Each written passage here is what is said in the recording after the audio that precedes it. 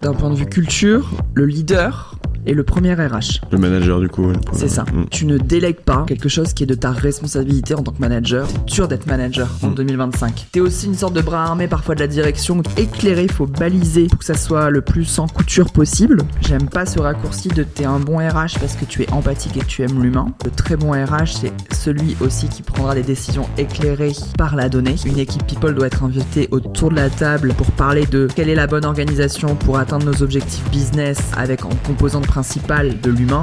Oui.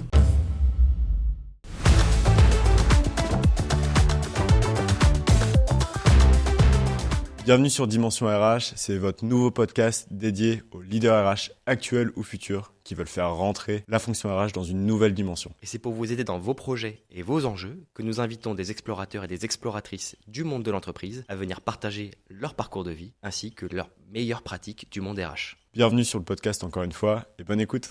Anne, on est hyper content que tu sois avec nous aujourd'hui pour enregistrer cet épisode de Dimension RH. Je suis d'autant plus content parce qu'on va en parler. On a travaillé ensemble chez Wemanity. On a une histoire commune, on a eu des apprentissages communs. Donc vraiment ravi que tu aies accepté de venir. Tu vas te présenter, mais juste au menu du jour pour nos auditeurs. On va parler de plusieurs choses. On va parler de ton parcours et tes expériences du coup dans ce cabinet qui était spécialisé en transformation agile et digitale. On va parler de la culture RH chez Decathlon, parce que tu vas te présenter, tu travailles aujourd'hui chez Decathlon à un poste stratégique pour la fonction RH. On va parler de build et de run. Alors c'est peut-être des gros mots, mais justement on va essayer de les décortiquer pour comprendre qu'est-ce qui se cache derrière et comment on peut les utiliser. Tu as un rôle important sur le change management et du coup on va essayer de comprendre comment ça se fait que ce soit porté par la fonction RH, et on va parler un petit peu de design d'organisation. Donc l'idée c'est que ça va être, moi c'est ce que j'aime bien, c'est ce qu'on aime bien aussi, c'est que ça va être un épisode qui peut être un petit peu technique RH, un peu high level, mais l'idée c'est de vraiment pouvoir expliquer avec des mots simples et des exemples concrets pour que tout le monde puisse s'approprier ces concepts. Et voilà. Je m'arrête là et du coup bienvenue, et est-ce que tu peux te présenter? Oui, du coup moi c'est Anne de Villers, j'ai 34 ans, je suis originaire de la région lilloise, j'habite à Lille d'ailleurs maintenant. J'ai commencé ma carrière il y a un peu plus d'une dizaine d'années, après un parcours classique, prépa, école de commerce, chez Chanel. J'avais deux entreprises de rêve dans ma vie, Chanel et Decathlon, c'est vrai. Je pourrais revenir sur pourquoi. J'ai la chance d'avoir pu déjà faire les deux. J'ai fait 2 ans chez Chanel, et après, ce qui était intéressant chez Chanel, c'est que je suis rentrée par passion pour un univers, pour un produit, etc. Et après, tous mes choix de carrière qui ont suivi sont plutôt liés à un modèle d'organisation. En fait, j'ai rejoint des entreprises plus pour leur modèle organisationnel que pour une passion au début, pour le conseil, pour la dimension tech, etc., que je connaissais pas. C'est comme ça que j'ai rejoint un premier cabinet, même avant Wemanity, qui était un petit cabinet à taille humaine, qui fonctionnait en holacratie. Donc en entreprise complètement libérée, ce qui est assez rare quand même dans le conseil. Qu'est-ce que ça veut dire du coup, holacratie?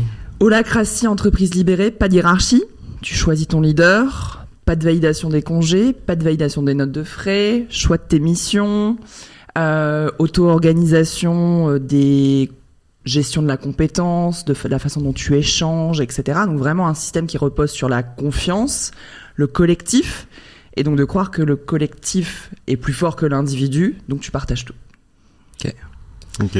Je suis rentré pour le modèle, je suis parti à cause du modèle à un moment donné, en voyant les limites du peut-être trop de collectif. Et j'ai rejoint justement Wemanity, où on s'est rencontrés, où j'ai un très bon recruteur. C'était moi à l'époque.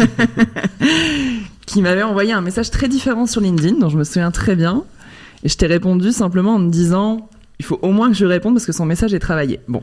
Je crois que tu m'avais même dit, je m'étais promis de répondre à aucun recruteur, et du coup je te réponds à toi. Et moi, comme c'était mon rôle vraiment à l'époque, ça m'avait fait plaisir. Ouais. Exactement. Enfin, moi je suis curieux, qu'est-ce qu'il a pu dire pour... Il avait travaillé son message. Réponse. En fait, il avait travaillé son message, ce qui est quand même rare quand tu te fais chasser sur LinkedIn. Il avait travaillé son message, il avait vraiment étudié mon profil où il se posait 2-3 questions, et il m'avait attrapé justement par des questions qu'il m'avait posées. Et tu voyais que c'était pas automatique, tu voyais que c'était personnalisé, soigné. Je me suis dit, il a pris du temps, je peux au moins prendre le temps de répondre à son message. Bon, il s'avère qu'il a été même très fort dans la phase de closing, mais c'est vrai que c'est parti de ça, hein. J'ai répondu parce que je trouvais qu'il méritait au moins une réponse. Juste parce que juste pour ce processus de recrutement, là, pour la petite histoire, donc je t'envoie un énorme pavé quand même. Genre vraiment, je me disais, il faut absolument qu'on se rencontre. On s'était appelé une heure, après on s'était rencontrés. Je me souviens, on s'était rencontrés, donc je te rencontre, je crois que t'es plus grande que moi, je te vois impressionnante. Tu me prends la main, tu m'auras pas la main, mais tu me serres la main fort. Anne Novillers, je me suis dit, ok, le caractère et tout. Le rendez-vous se passe super bien. Tu rencontres Jean-Christophe qui est le CEO, et Jean-Christophe sort et il dit, si on la recrute pas, c'est un échec. Il faut qu'on fasse quelque chose. Et là, on a du coup fait une propale comme si c'était un client. On te l'a donné à toi. Et après, nous, maintenant, c'est un asset qu'on propose quand on doit améliorer les processus candidats de nos clients. Et pour améliorer le talk closing, on leur propose de faire des propales. Et c'est la première propale, le premier prototype de propale un peu high level. Bah, c'était pour toi à l'époque. Ouais, ça a marché. Ça marche. Donc voilà, mais en tout cas, j'ai rejoint, alors grâce à Ulysse, mais j'ai rejoint aussi pour une entreprise qui avait des formes d'entreprise libérées, qui avait aussi une auto-organisation, une vraie entreprise à mission aussi avec un objectif fort. Donc j'ai rejoint à nouveau pour un modèle organisationnel.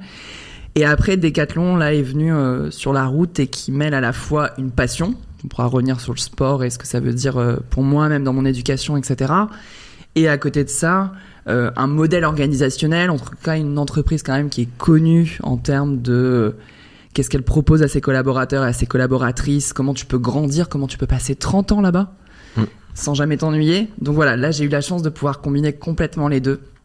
Donc c'est mon parcours, un peu plus de 8 ans en conseil, de corporate, la partie Chanel et Decathlon, avec toujours une dimension soit organisation, beaucoup de transformation. Alors transformation, ça peut s'écrire avec un petit T, un grand T, enfin tu peux avoir des choses vraiment qui se transforment profondément avec tout un modèle, et puis après une transformation, bah, ça peut être la transformation d'un petit département qui change des façons de travailler simplement, et ça aussi c'est de la transformation, et il faut commencer souvent par ça plutôt que de penser uniquement à des grands modèles de transformation d'organisation. Voilà en quelques mots qui je suis. Super. Et aujourd'hui, du coup, quel est ton rôle chez Decathlon ?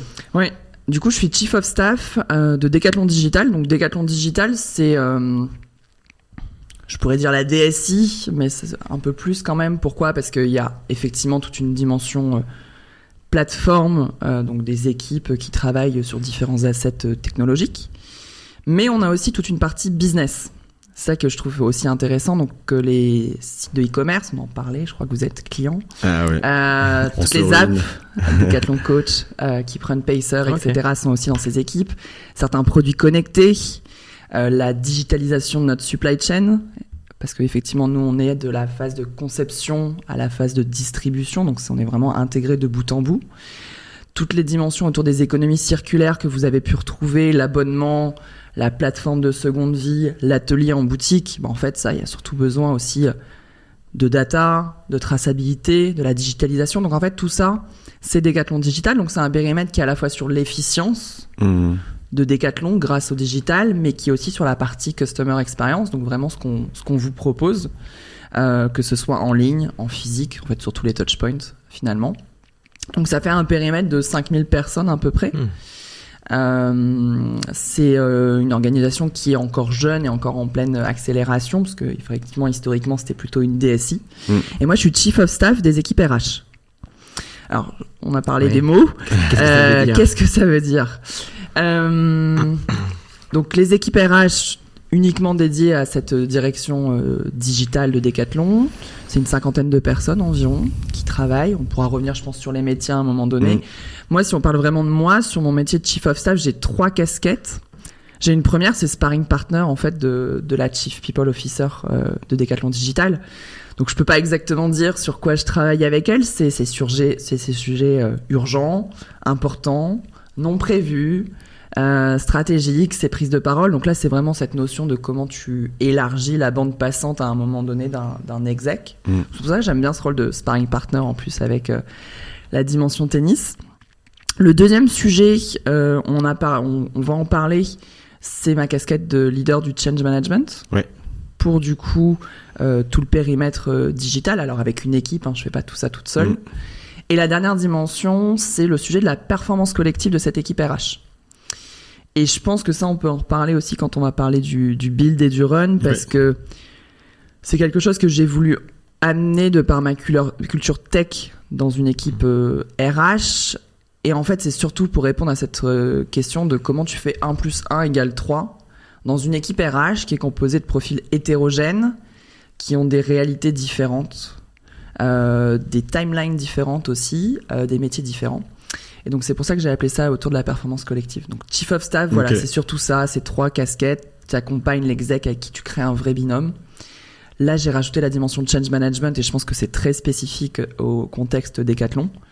Et un sujet de performance collective de l'équipe pour laquelle tu es Chief of Staff, parce que j'aime bien dire que oui, tu es Chief of Staff d'un exécutif, mais aussi finalement d'un périmètre et d'une équipe.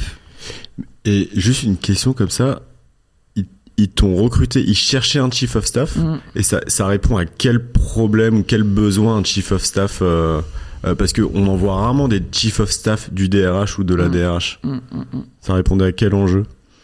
Si je suis honnête, la première proposition que j'avais reçue, que j'avais refusée à l'époque, c'était un mélange de PMO, Change Leader, Chief of Staff. Il y avait les 3 titres sur la job desk.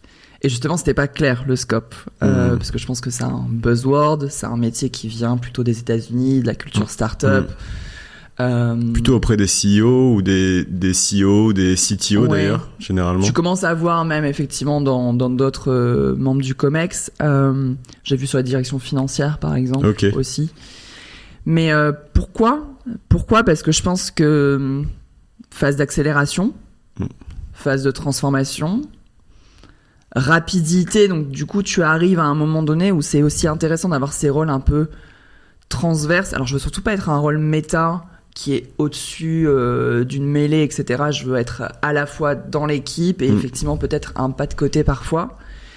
Mais je pense que quand à un moment donné tu accélères tellement, tu te transformes tellement, tu vas chercher plusieurs challenges en même temps, finalement à construire aussi ces rôles exotiques ou différents, ça peut être valorisant. Après, il y a est-ce que tu t'attaches au titre et alors du coup est-ce que tu viens pour être un chief of staff parce qu'on parle beaucoup de bras droits, etc. Ou est-ce que finalement tu te considères un peu comme le leader d'une équipe transverse qui doit venir aider la performance collective, qui doit venir aider à faire réussir en fait, à faire que ça marche. Ouais. J'ai l'impression que c'est un peu un rôle de filtre où le leader, le directeur, le DRH ou la DRH en fait a trop d'informations et toi tu peux l'aider à dire ok, déjà il y a une des parties des informations que je vais filtrer, peut-être la partie RH, enfin tu gères pas tout le scope, mais sur la partie transformation, change, performance, je vais filtrer les informations, je te les digère, je te les retransmets de manière claire, je t'aide à prendre une décision et après tu comptes sur moi pour le déployer quoi. Tu peux avoir ça. Après je pense que chaque binôme du chief of staff et de son leader, il est fait aussi de la composition du binôme. On en parlait, c'est quand même compliqué d'avoir une fiche de poste exacte. Je suis dans des communautés de chief of staff là en France. Il y a ce côté quand même sparring partner qui ressort partout. Ça c'est avéré. Mais après en fait c'est qui sont les hommes et les femmes de ce duo, les forces de chacun, parce qu'en fait il y a un enjeu de se compléter. Je trouve ça intéressant de choisir des extrêmes presque. Tu vois aussi dans le binôme que tu crées. Enfin moi j'ai eu la chance d'accompagner 2 aides DRH différents parce qu'il y a eu un changement de mandat depuis que je suis chez Decathlon. Donc j'ai recréé 2 relations de confiance. J'ai eu beaucoup de chance, mais du coup les 2 j'exécute pas mon rôle exactement de la même façon. Donc je crois qu'il y a aussi l'ingrédient humain que tu peux pas du coup remettre sur une fiche de poste. Il y a le côté complémentaire quoi. C'est en tant que DRH, il faut quelqu'un qui soit complémentaire. Si je suis pas assez créatif, il va être créatif. Si je suis pas assez analytique, il va être analytique. Bah c'est quoi le coup droit de l'un, tu vois, pour se compléter. On va en fait avoir un jeu qui est complet. C'est ça. Enfin vraiment pour moi c'est rendre plus fort. Enfin t'es plus fort forcément. Je sens que le tennis est important et va être la métaphore filée de tout l'épisode. Ok, moi ça me va. Enfin, tu passes aussi d'un monde à l'autre. Tu passes d'un enjeu où t'es plutôt une organisation IT qui fournit des services, un certain nombre de services. Vraiment système d'info, quoi. Voilà, avec quand même déjà des enjeux de plateforme. Donc on avait quand même déjà pensé à comment tu crées des assets tech qui soient scalables pour plus de 60 pays, pour X magasins, pour X marques, Scalable, etc. pour le définir. Scalable, c'est que tu peux mettre à l'échelle, c'est que tu crées quelque chose. Au début, tu crées quelque chose pour une personne, 2 personnes, et puis demain, tu crées quelque chose pour 100 000 personnes. Donc dans la tech, ça veut dire que ça a des enjeux de sécurité, de robustesse de ton système, et puis des enjeux de déploiement, que ce soit facile à déployer. Les enjeux de coût aussi. Les enjeux de coût aussi. De décorréler le coût Tout à fait. Donc tu avais quand même déjà de ça, parce que quand tu penses à un magasin Decathlon, la RFID est présente chez Decathlon depuis très longtemps quand même. Nos vendeurs en magasin. RFID, c'est la magie quand on met les articles dans le panier et paf, il y a le panier qui se fait tout seul. Ça fait longtemps que ça existe. Cette magie, elle existe depuis longtemps chez Decathlon. Et beaucoup de marques de luxe se sont inspirées d'ailleurs, en fait, pour les enjeux plutôt, de traçabilité, de contrefaçon, en fait, de la RFID qu'on avait mise en place. Donc le digital, c'était quand même quelque chose qui existait depuis quelques années. En revanche, de se dire, le digital devient un vrai vecteur de croissance, un vrai vecteur aussi de fidélisation de la marque et permet en fait de décupler les expériences que peuvent vivre nos clients. Ça, c'est un autre enjeu. Et donc, du coup, tu rentres dans une autre dimension où tu as aussi besoin d'autres expertises, d'autres tailles d'équipe, beaucoup de projets. Et l'entreprise qui avait envie de se transformer aussi à un moment donné, qui avait envie, en fait, effectivement, de passer d'un pur retailer à peut-être plus d'omnicanal. Donc, d'omnicanal, de pouvoir vendre, en fait, finalement, à un client par tous les touchpoints que tu peux imaginer aujourd'hui, toutes les façons dont, à un moment donné, la marque se connecte avec vous. Donc le concept d'omnicanalité, c'est un compte client et on sait que c'est toi, on t'a une expérience, que tu sois en ligne, en magasin, etc., par tous les canaux de distribution. Quand tu es en train de courir avec ton application, quand tu es en train de commander en ligne, quand tu es dans le magasin en Allemagne, en Chine ou en France. Ok. Sur l'app. Ok. Fin de l'échauffement, je pense qu'on peut ouvrir le premier set. Service du coup Nicolas, on va parler de culture et d'ADN RH côté Decathlon, parce que je sais que vous avez une culture qui est assez... Pour le coup, moi j'ai travaillé Decathlon, j'ai fait un stage Decathlon, ça remonte à... En magasin, ouais. C'était trop cool. Ouais. C'était, y a vraiment cette culture qui est... De toute façon, je crois que vous êtes une des boîtes préférées des Français, si ce n'est la boîte préférée des Français, depuis longtemps aussi. Tu m'as dit quelque chose qui m'a surpris quand on s'est vu en préparant cet échange. Tu as dit la fonction RH existe seulement depuis quelques années. Et comment c'est possible comment c'était géré en fait avant toute cette partie humaine qui pour moi le gros point fort de l'entreprise. En fait, ça veut pas dire que tu n'avais pas de RH en pays, en magasin, etc. C'est pas ça. C'est plus que d'un point de vue culture, le leader est le premier RH. Le manager, du coup. C'est ça. En fait, tu ne délègues pas quelque chose qui est de ta responsabilité en tant que manager. Tu as une responsabilité économique, efficacité, mais tu as une responsabilité humaine. De choisir les bons talents, de recruter ton successeur, de recruter des gens plus forts que toi, les développer, les fidéliser. Et ça, c'est écrit depuis 47 ans. Donc, en fait, il y avait une pensée en tout cas que le plus tu professionnalisais une fonction RH, le plus tu mettais de RH, le plus tu déresponsabilisais le ou la leader dans sa responsabilité vis-à-vis des teammates, donc des décathloniens. On appelle ça d'ailleurs des décathloniens, des teammates, pas des employés. Ça fait partie de la culture en tout cas du jargon. Ok. Donc ça part de là en fait. C'est pas une volonté de se dire on n'a pas besoin de RH, on n'a pas besoin de professionnels du métier, etc. C'est surtout avant tout pour pas déresponsabiliser celui ou celle à qui appartient en fait de faire tout ça. Et je pense que quand tu parles de meilleur employeur, on a eu aussi récemment même dans des Forbes, etc., des prix au niveau mondial. Donc vraiment sur ce développement-là, j'ai vu récemment que pour les métiers de Digital Product Manager, la meilleure entreprise où travailler en France, c'est Decathlon avant des Uber, Amazon, etc. En fait, c'est parce que tu arrives aussi à combiner potentiellement de l'expertise, t'amuser sur ton métier, mais aussi avec une culture, un accompagnement managérial qui est différent. Donc c'est ça en fait le parti pris de base. C'était surtout de répondre à cette envie de garder la responsabilité. Il y a un enjeu de responsabilité, tu parles des valeurs de la culture. Une de nos 4 responsabilités, de nos 4 valeurs, c'est la responsabilité. Ça part de là. Et du coup, cette culture est toujours la même aujourd'hui ? Ou ça a un petit peu changé récemment ? Ça évolue. En fait, ça évolue. Après, est-ce que nos fondamentaux sont les mêmes ? Oui. Il y a des choses qui sont immuables et qui ont marché. Enfin, en fait, c'est une sacrée réussite française quand même. Donc, pourquoi tout changer ? Moi, à titre perso, j'ai rejoint Decathlon pour ça. Je suis originaire du nord de la France. J'ai forcément dans mon réseau des gens qui travaillaient ou qui ont travaillé chez Decathlon, qui m'ont toujours parlé qu'avant ton entretien de fin d'année, tu fais du sport avec ton manager, que tu as des réunions collectives où tu célèbres les victoires avec ta team, enfin, que tu as cette dynamique, cette culture, que tu travailles dans des endroits où tu as toujours un magasin pas loin pour voir un client. Enfin voilà, j'avais envie de voir ça en fait avant tout aussi. Ouais, de l'intérieur. Voilà. Comment est-ce que tu décrirais en une phrase la culture RH aujourd'hui ? Avec le recul que tu as. Ouais.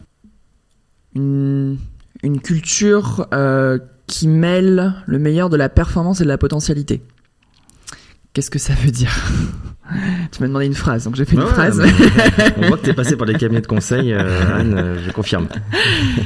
En fait, si tu veux, historiquement, tu avais cette culture de la potentialité très forte. Tu commences en magasin, tu grandis, tu connais la maison, t'as envie, t'as un projet, t'as de l'énergie, de la vitalité à revendre, etc. Hop, on te donne le poste, t'y vas, tu vas faire tes preuves. On est en train, c'est ce qui a marché pendant des années et ce qui marche encore. Parce qu'en fait, c'est bien parce qu'il y a des gens à un moment donné qui ont fait confiance à d'autres que tu arrives à cette belle réussite française. À côté de ça, il faut rééquilibrer avec cette dimension de la performance. Donc, ça veut dire quoi ? Ça veut dire que tu peux effectivement remettre peut-être un peu de processus pour aller mesurer tout ce qui est autour de la performance. Tu peux remettre un peu de processus pour aller développer les bonnes compétences du talent vis-à-vis par rapport à uniquement ce qu'il a dans sa tête ou ce qu'il pense être le mieux. Tu peux standardiser peut-être les différents métiers pour savoir ce qui est attendu de chacun des métiers. Et donc du coup, tu développes une culture de la performance individuelle, collective et RH. Donc je dirais en fait, c'est comment tu lis le meilleur de ces deux mondes. C'est pour ça que je parle de potentialité et performance. Et justement, je me posais la question, c'est qu'est-ce qui a fait que vous avez switché d'un modèle où en fait il y avait une grande partie de ce que est normalement le métier des RH qui était attribué aux managers, qui était sous la responsabilité des managers, à en fait un choix de passer à 50 RH côté Decathlon Digital, en gros de bien renforcer la fonction RH, jusqu'au même avoir une chief of staff de la DRH en l'occurrence. Donc ça veut dire qu'il y avait une volonté de quand même bien renforcer cette fonction. Qu'est-ce qui a fait que... je pense qu'on en revient à un moment donné. Tu peux pas demander à des managers de recruter X talents, de délivrer X nouvelles priorités et en même temps de garder tous les gestes RH à leur compte. Donc on a été aidé à alléger peut-être le manager sur certains gestes RH régaliens. Donc je parle de gestes contractuels, je parle de gestes administratifs, je parle peut-être de certains gestes d'onboarding, etc. En revanche, on n'a surtout pas, et il ne faut pas, parce que c'est là où on pourrait perdre un peu de notre culture, déresponsabiliser le manager sur son rôle d'être la première personne, effectivement, qui accueille le nouveau décathlonien ou la nouvelle décathlonienne, d'être celui qui fait la proposition et qui explique pourquoi j'ai choisi que tu nous rejoignes l'équipe, qui fasse son développement, qui fasse ses entretiens, etc. Par contre, tu peux aider à passer à l'échelle. On parlait tout à l'heure de la scalabilité. Quand tu es 400, déjà, c'est quand même bien d'avoir quelques processus. Quand tu es 2000, c'est bien d'avoir les mêmes processus. Équité, homogénéité. Quand tu as plusieurs sites de travail, c'est bien aussi de s'assurer qu'il y a la même chose entre Paris et Lille. Donc d'harmoniser les pratiques. Harmoniser, rendre équitable, aussi permettre, je sais pas le dire autrement, que de mettre à l'échelle. En fait, forcément, à un moment donné, tu as un gain de temps, un gain de qualité, un gain de coût si tu permets de traiter de la même façon via des processus. Ouais, c'est ça, parce que si tu demandes aux managers de bien onboarder leurs nouveaux arrivants, parce qu'il y a une culture forte, ils vont bien le faire, mais ils vont tous le faire de manière différente. Exactement. Donc il y en a qui vont être doués pour ça, et il y en a qui vont pas être doués, même s'ils sont super. Ok. Et il faut que ça reste comme ça. En revanche, si tu peux, quelque chose de simple, mais créer un jour et demi de séminaire où tu rassembles des personnes de différentes équipes et tu leur présentes un peu la vue globale de qu'est-ce que c'est Decathlon, tu leur présentes un sport, un univers, tu réponds à des questions très pratico-pratiques qu'ils peuvent avoir et où forcément un assistant RH est mieux positionné pour répondre techniquement sur un enjeu de contrat de congé payé qu'un manager dont ce n'est pas le métier. Par contre, définir c'est quoi son plan à 30 jours, à 60 jours, 90 jours, qu'est-ce qui est attendu de lui, comment il va progresser, etc. C'est bien au manager. Et puis lui faire vivre le Décathlon. Ok. Vous avez vraiment un rôle si je prends le parallèle avec la tech, de back-office. Là où le manager, lui, a un rôle plutôt vraiment frontal avec le collaborateur. Et vous êtes au service du manager pour l'aider à... J'aime pas trop les deux mots. Ok. Vas-y, je te laisse répondre. Non, pourquoi ? Parce qu'en fait, c'est comme dans la tech. Quand tu parles du back et du front, c'est pas dévalorisant, mais en tout cas, ça dit pas tout ce que ça fait. En fait, c'est de donner les moyens au manager de se concentrer là où c'est important, de mieux le faire, de façon homogène, et de permettre du coup au collaborateur, lui aussi, d'avoir la bonne expérience. Donc c'est plus un rôle de catalyseur en fait. C'est parce que on est excellent un jour sur nos processus, nos opérations un peu régaliennes RH, qu'on a les bons talents en RH, qu'en fait le manager il va se concentrer sur ce qui est important et du coup faire encore mieux, exceller. Donc je préférais un peu le dire en catalyseur. Ton rôle de coach alors, ou de mentor Tu les outils, ils ont les bons outils. Tu dois faire un onboarding. Le manager, il a sa boîte à outils. Comment je fais mon onboarding ? Les bons processus, les bons comportements attendus aussi. Tu vois, parce que outils, tu vas t'imaginer, ok, t'as une plateforme pour faire ton onboarding. Quel est le comportement que tu attends d'un manager dans un onboarding ? Quel est son rôle ? Au-delà de l'outil, au-delà du contrat, au-delà du processus où il a inscrit, au-delà du matériel, etc. Ok. Curieux d'explorer un petit peu les défis que tu as eu en arrivant, toi de ton côté. Donc il y a un peu plus de 2 ans, tu disais. Qu'est-ce que tu as commencé à mettre en place quand tu es arrivé ? Surtout que tu as vécu en plus deux histoires avec 2 DRH. À voir si tu fais le parallèle avec les deux, mais c'était quoi tes réflexes que tu as mis en place avec eux sur les premiers mois ? Création de poste, métier inconnu. Quelqu'un qui vient de l'extérieur quand il y a une culture un peu plus forte de l'interne, quelqu'un qui vient du conseil et pas du corporate. Donc ce que j'ai fait surtout, c'est que d'abord j'ai écouté et j'ai pris beaucoup de temps en fait à plus proposer mon aide avant de me forger une conviction sur qu'est-ce que le rôle de chief of staff et comment je peux vraiment apporter à l'entreprise, à mon boss et à l'équipe. Donc c'est sincère, vraiment 6 mois d'observer, d'écouter et de poser régulièrement la question de comment je peux aider. Et en fait, je pense que ça, c'est sain sur toute prise de poste et encore plus sur des créations de postes. Création de poste, tu prends pas la place de quelqu'un, mais tu combles un siège qui n'existait peut-être pas vraiment. Forcément, il y a un peu d'overlap avec d'autres métiers qui existaient déjà. Chief of staff, qu'est-ce que ça veut dire ? C'est ma boss, c'est pas ma boss. C'est beaucoup de questions.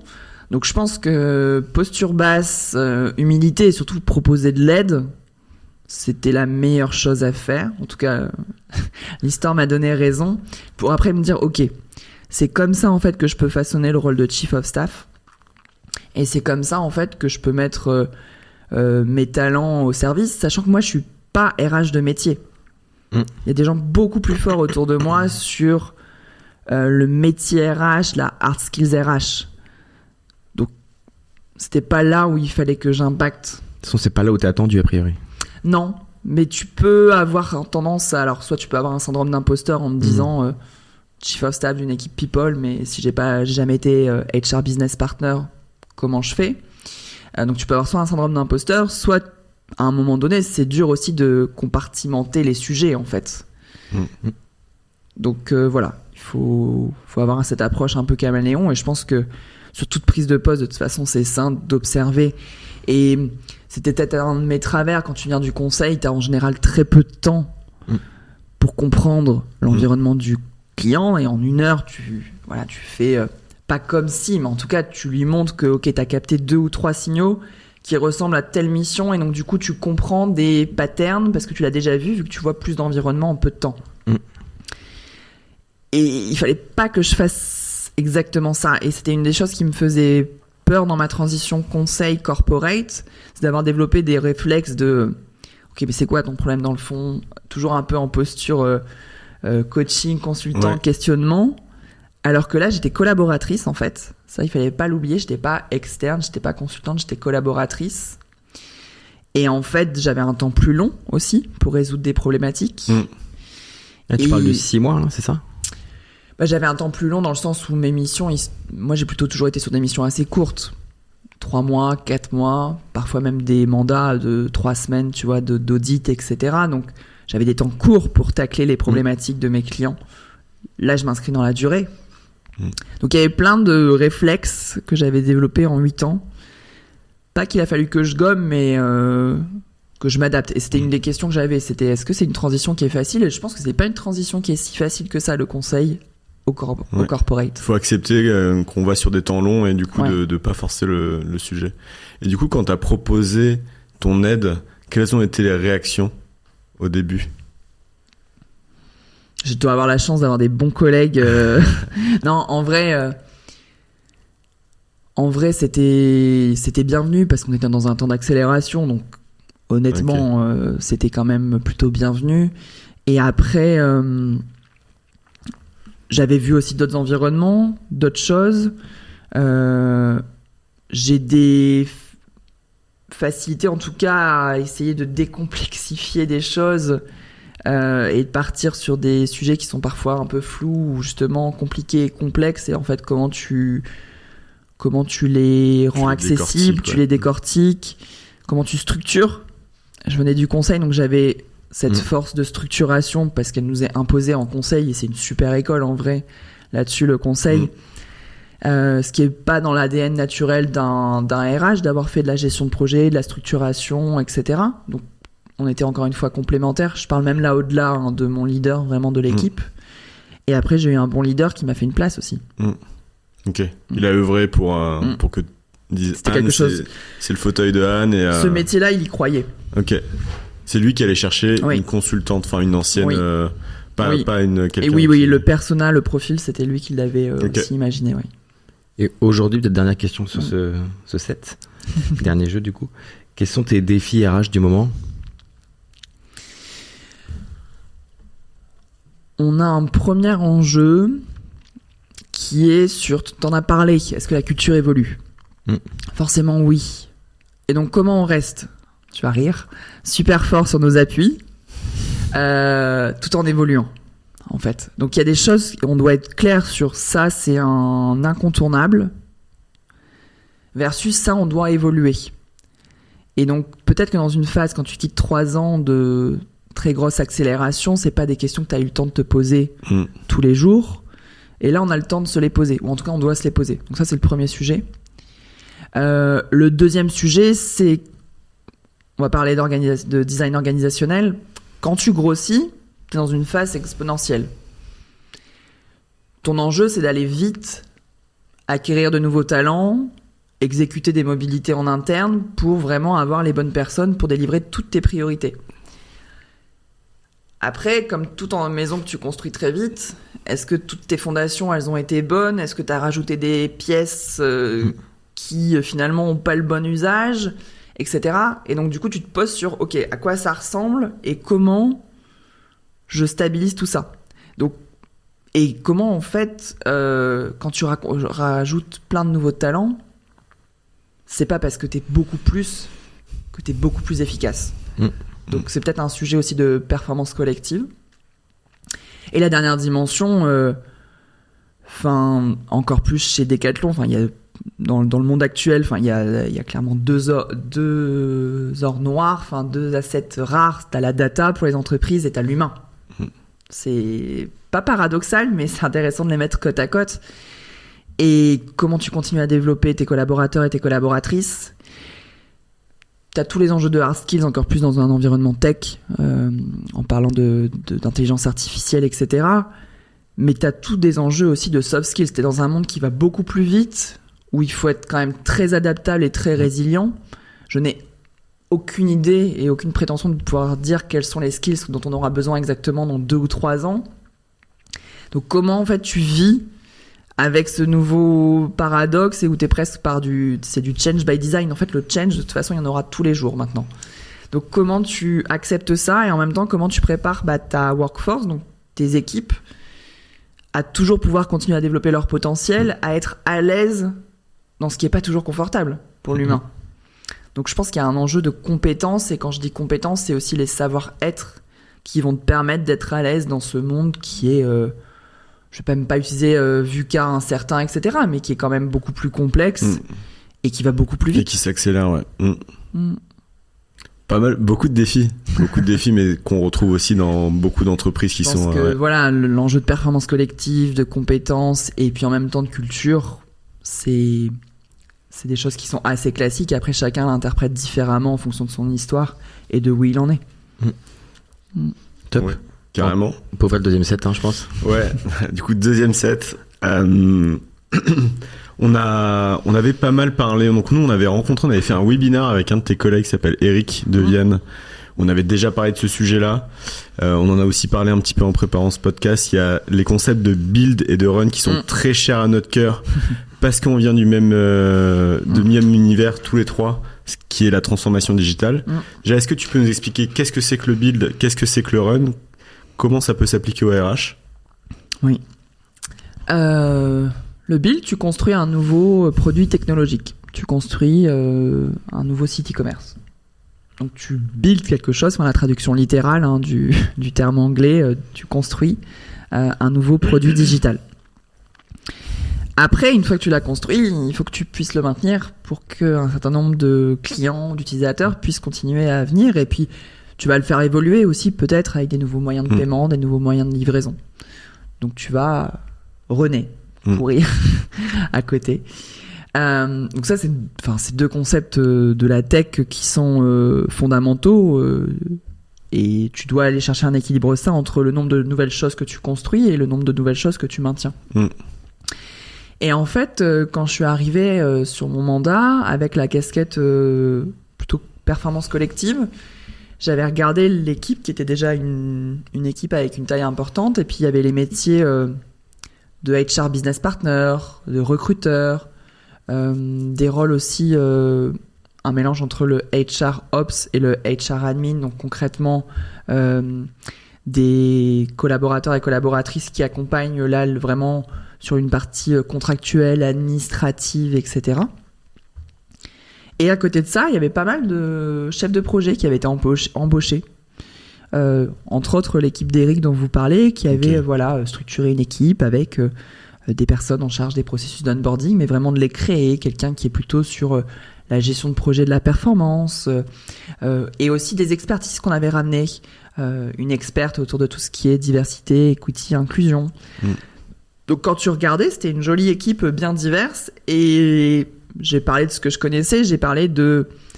finalement, il y a des gens qui vont faire du build, qui vont créer des nouveaux processus, des nouveaux parcours, des nouveaux outils, des nouvelles politiques, qui sont sur des temps un peu plus longs, parce que tu décrètes pas du jour au lendemain d'un nouveau modèle de performance ou autre.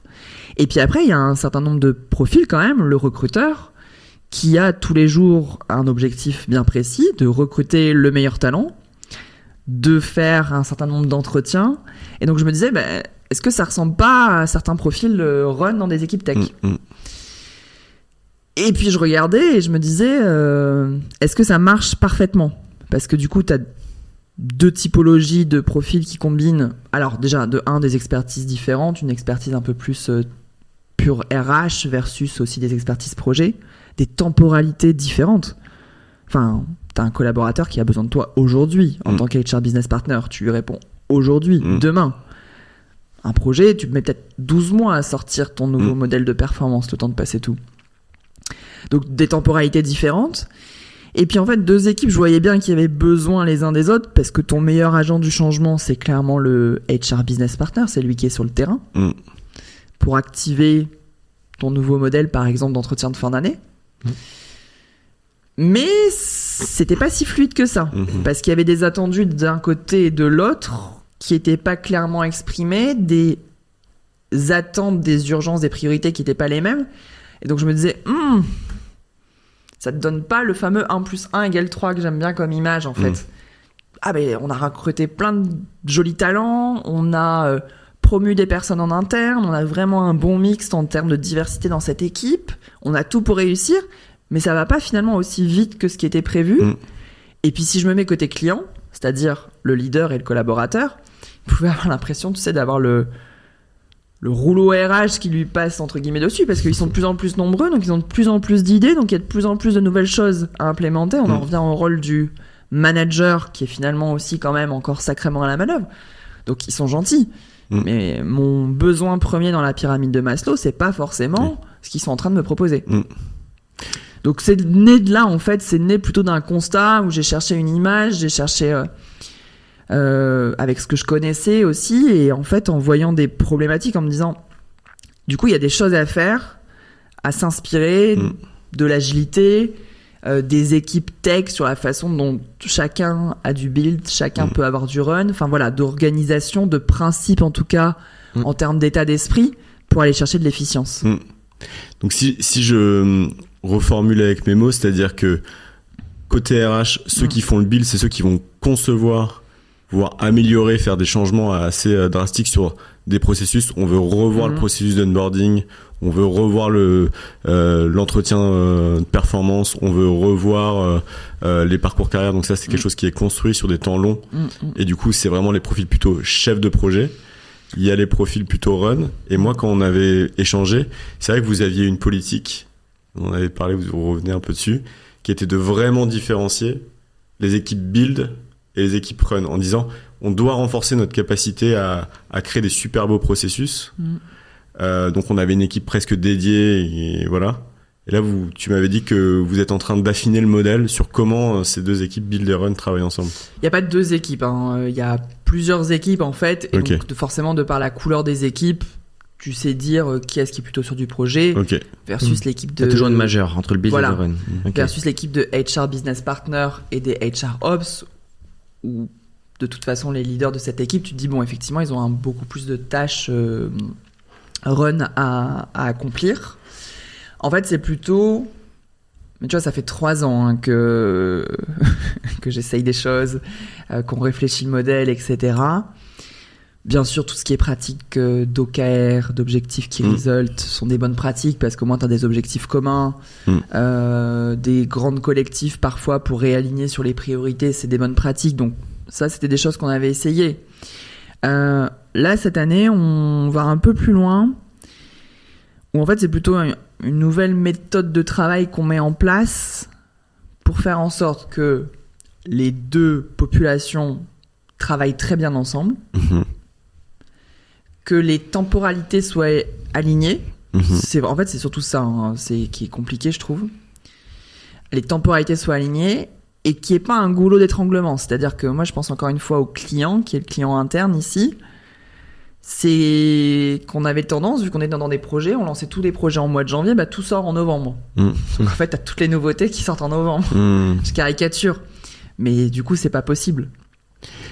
Donc c'est surtout ça en fait qu'on vient chercher, c'est plus comment on travaille mieux ensemble. Et si tu veux, on peut se parler d'exemples très concrets de ce qu'on va mettre en place, mais qui portent déjà des premiers fruits. Mais ouais, c'est surtout ça. Ok. Mais ça veut dire qu'il y a quand même des équipes plutôt teintées build et des équipes plutôt teintées run.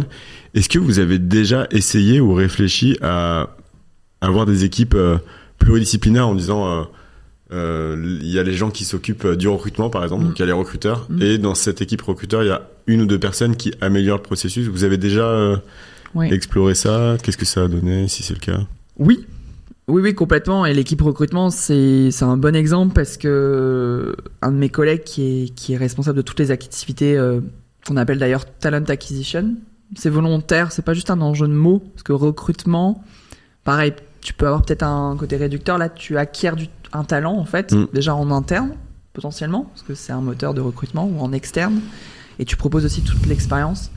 C'est quelqu'un qui vient de chez Microsoft, OVH, etc. Et qui, franchement, moi, c'est une des plus belles réussites, je trouve, qu'on a, parce que c'est quelque chose qu'il a monté avec beaucoup de data. Donc ça, j'aime beaucoup, parce que c'est concret, c'est factuel. Il a mis beaucoup d'énergie aussi sur comment il a composé son équipe, le sourcing, le recruitment, la marque employeur, le recrutement plutôt exec. Et puis, dernière dimension, il a vraiment travaillé sur l'expérience candidat, sur les enjeux de diversité, milieu de la tech, milieu du sport. Pas beaucoup de femmes diplômées quand même en ingénieur qui souhaitent rentrer dans une entreprise plutôt teintée sportive. Il a travaillé la diversité aussi au-delà de la partie gender, vraiment de la partie internationale et tout. Comment tu enlèves certains biais sur les offres d'emploi en ligne. Si tu as 10 attributs en bas d'une job description en ligne, tu as de fortes chances que tu aies beaucoup plus un public masculin qui candidate, puisque je crois que c'est 5 ou 6 critères qu'un homme va attendre d'avoir avant de postuler. Pour une femme, c'est à partir de 7 ou 8. Si tu en mets 3 ou 4 d'attributs, bah, tu enlèves déjà ce biais, parce que pour attirer plus de femmes, il faut déjà qu'il y en ait qui postulent. Donc voilà, il a fait des choses vraiment super intéressantes. Et oui, il peut bien sûr, et il a des personnes dans ses équipes qui peuvent travailler sur l'efficience du processus, l'expérience candidat, etc. Bien entendu. Mais à un moment donné, il peut pas le faire en silo. C'est-à-dire que lui, ça va, parce que globalement, le HR Business Partner s'occupe du candidat une fois qu'il a signé. Mais à un moment donné, il y a un passage de balle qui se fait.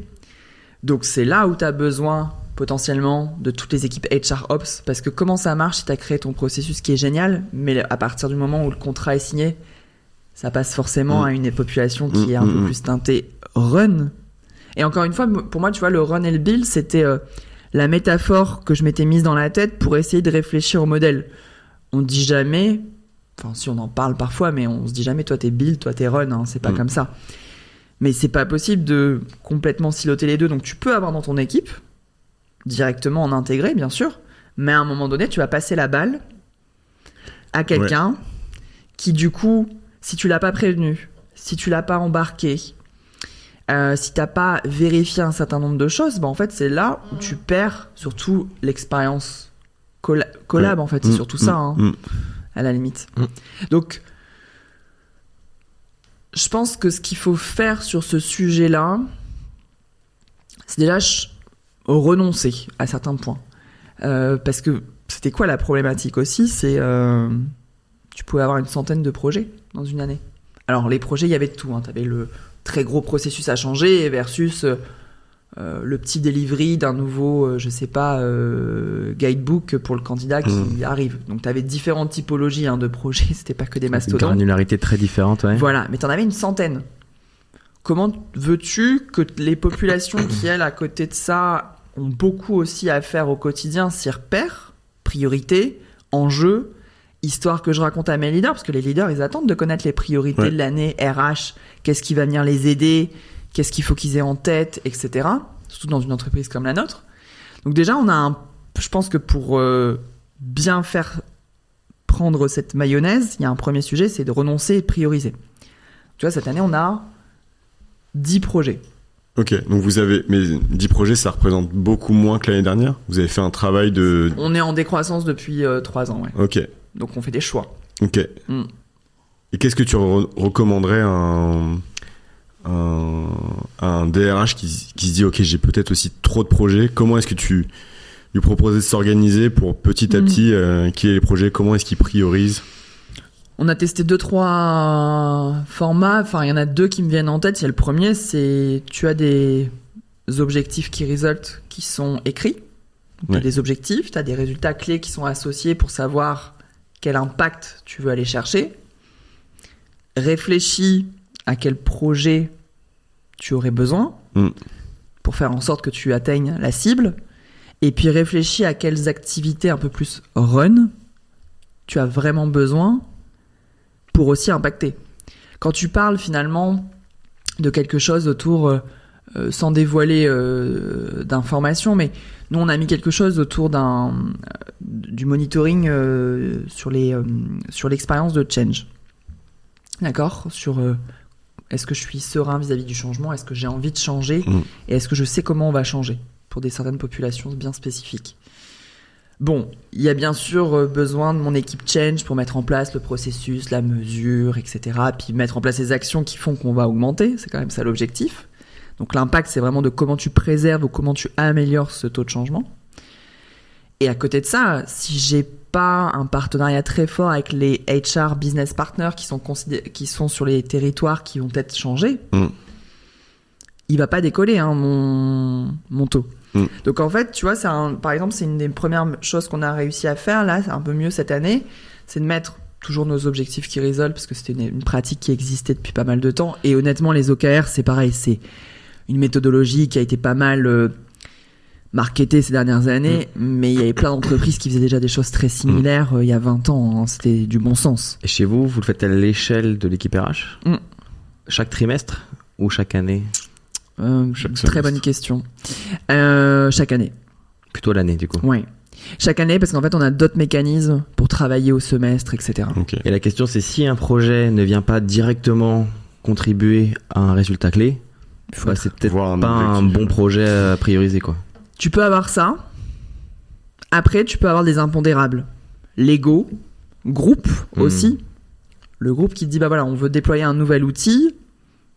C'est un impondérable, c'est un incontournable, donc ça il faut être assez souple pour pouvoir aussi l'intégrer. Et puis je suis pas de façon générale une puriste des méthodes. Donc tu vois, les OKR, oui, tu vas te dire ok, si ça correspond pas à 70% de ton KR, en fait il faudrait peut-être pas le prioriser.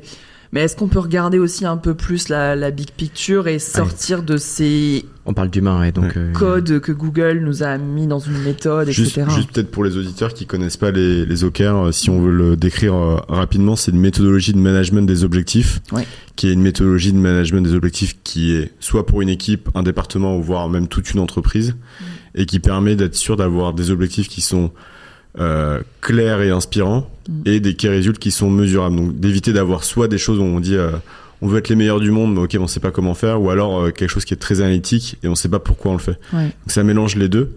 Et effectivement, il y a pas non plus énormément d'entreprises de corporate qui l'utilisent, notamment dans les équipes RH. Moi, ce que j'aime bien aussi quand on parle, tu vois, des KR, parce que tu vas me dire, on a toujours eu des indicateurs, des KPI depuis toujours. En fait, je trouve que ce qui est intéressant, c'est la différence entre le KPI et le KR. En fait, pour moi, tu vois, le KPI, c'est j'ai fait mon semi-marathon en 1h20. Ok. Cool, t'affiches un temps. Versus, tu dis pas en fait que ça fait 6 mois que tu sors plus, que tu te prépares non-stop et qu'en fait derrière t'as une blessure au genou qui fait que tu pourras pas courir pendant 6 mois. Et que tu voulais peut-être le faire en 1h10. Voilà. Donc en fait, c'est la différence entre la métrique un peu vaniteuse. Il y a un concept comme ça d'ailleurs de vanity metrics où en fait t'affiches juste un chiffre. On parle d'indicateur pastèque aussi. Ouais, bah voilà, vert et rouge, exactement. Et versus l'impact que tu vas chercher. Quand tu parles de tout ce qui est développement du collaborateur, tu peux avoir ton KPI et il faut le suivre quand tu fais du projet, le nombre de personnes que tu as formées, bien sûr. Par contre, c'est quoi l'impact ? À 6 mois, qu'est-ce qui reste sur ces personnes-là ? Combien ont été promues ? C'est différent. Et j'aime bien travailler ça en fin d'année, parce que forcément, un KPI, ça vient facilement. Un KR, c'est un peu plus dur. Et enfin voilà, c'est de penser impact. Donc, ça peut être aussi déjà une première chose, c'est que tu utilises tes OKR, que tu utilises des objectifs, que tu utilises des KPI, à la limite, peu importe la méthode. Mais c'est de te dire, ok, de quel projet j'ai besoin pour que ça se passe ? Et à côté de ça, mes activités aussi régaliennes, sur lesquelles je dois être excellent pour que ça se passe aussi. Donc ça, c'est une première méthode, je trouve, de redonner ces lettres de noblesse aussi tu vois, à du run où tu peux dire, du run, tu maintiens quelque chose qui existe. Non, c'est un peu plus compliqué que ça. Et la deuxième façon dont on avait priorisé, on avait fait une bourse au projet. Ok. Alors ça, j'avais pris des inspirations des PI planning dans tout ce qui est agilité à l'échelle, mais un peu revu. En fait, chaque profil qui faisait du projet pouvait venir avec un A4. Un A4, c'est une feuille qui explique pourquoi il faut faire le projet, quel problème ça résout et qu'est-ce que ça nous amènerait globalement. Un A4 standardisé. Exactement. Ok. C'est une culture chez Decathlon là pour le coup. Quand t'avais une idée, un projet, t'écrivais un A4 et tu le pitchais à ton patron, et c'est peut-être comme ça qu'il y a des sacrées marques de sport qui ont été lancées. Il y a un copyright derrière le A4. Ok. Et donc du coup, ils venaient avec leurs idées. On avait fait un pitch géant. Donc là, pour le coup, il y avait les HR business partners, il y avait toute l'équipe. Donc il y avait pour mixer. Tout le monde avait pitché. Je crois qu'il y avait une 30aine de projets qui avaient été pitchés. C'était en 2022 ou en 2023.